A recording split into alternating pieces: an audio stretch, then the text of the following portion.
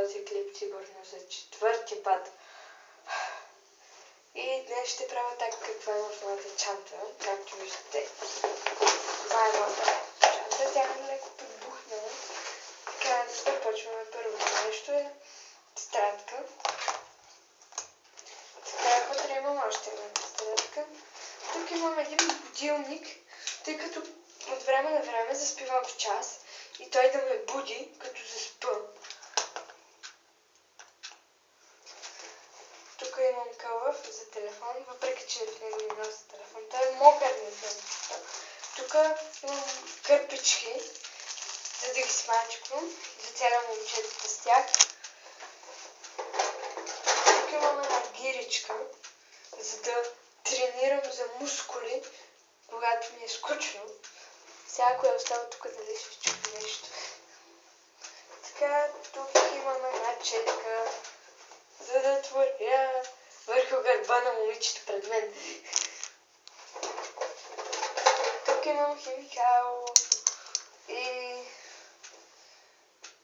още един химикал и още неща. Чакайте да бръкна по-хубаво.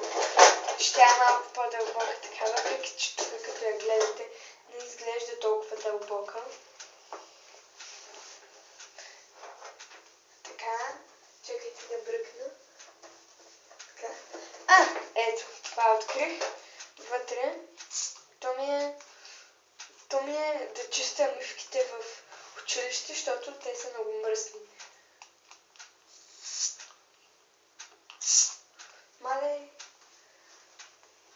Чакайте тук да го оставя, че няма друго място. Така. Извинете, чакайте да погледна пак. Навътре.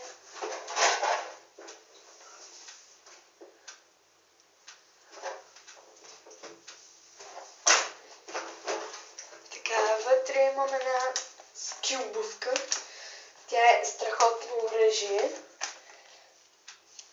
Е, така да бамнеш някой по главата. И е нокаут. И това беше от мен, хора.